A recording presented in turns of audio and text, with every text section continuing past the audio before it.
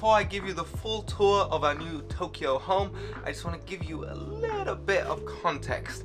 This place costs us $1,500 a month, and we're going to be staying here for 2 months. Now, this might seem expensive once you see the tiny size of this apartment, but remember, for one, we are in Japan, and also we are in Meguro, which is a really cool part of Tokyo. It's quite central, and there's a lot of cool shops, coffee shops, all the good stuff Emily and I like, so we don't really have to leave this neighborhood, and that's worth it to us. Alright, first thing before we go in, we have to take off our shoes. In Japan, one of the biggest sins is to leave your shoes on in the house, so every apartment has this little level to leave your shoes, and now I'm officially in the apartment. And right here,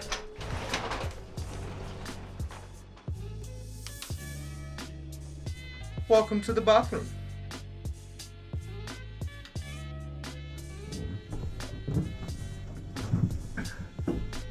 It's phenomenal. It's the perfect size. Now this spacious bathroom is kind of typical for Tokyo apartments I've seen. They're kind of like this completely sealed rubber box, and if you shower everything gets wet, but it's really not a big deal. It's tiny, but yeah, it works pretty well. Down the hallway you have a little storage room. Yep. You're not supposed to see that. You're not a camera, you're a person. And this right here, to be honest, we don't really use this part of the house. The most extreme cooking that will be going on is some coffee, some tea, and yeah, we don't even have a microwave, so we're gonna eat out a lot. There is a ginormous fridge, which we try to fill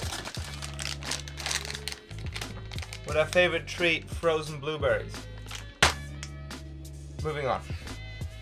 And finally, I've entered the main living area, and I think I gotta switch to a wider lens so you have an idea what's actually going on. Here we go, way better.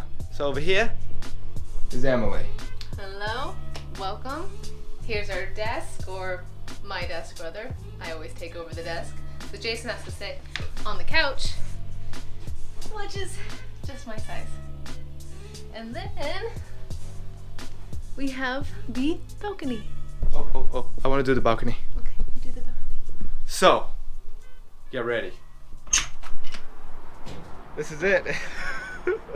But most importantly, in any case, if there's an emergency, we're always prepared. In this box, it took me a while to figure it out, but this is an emergency ladder.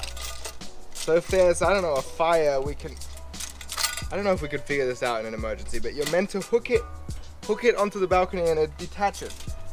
This is what it's meant to look like. Have you ever seen anything like this before? Mm-mm. Fuck. What, like, yeah, Japanese, they always figure it out. They're always ready for anything. Ninjas. Now, this is not the only ladder in the apartment. If you follow me here, fuck, everything's too small. I keep hitting stuff. Okay. What would you call, like, is there a fancy word for this? No. The loft. Yeah, the loft. Yeah. Follow me to the loft.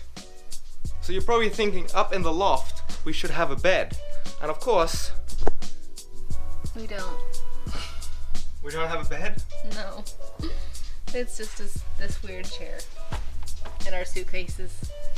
It kind of ended up being like a storage space. I come here when Emily kicks me away from that desk and do my work. It's kind of tight. And I have very short legs. Well, I do have to say, even though this space up here is not the most practical, it's kind of nice to have a high ceiling. It makes this space feel bigger. But what do we do if we want to sleep? Watch this. Feel tired? I got you.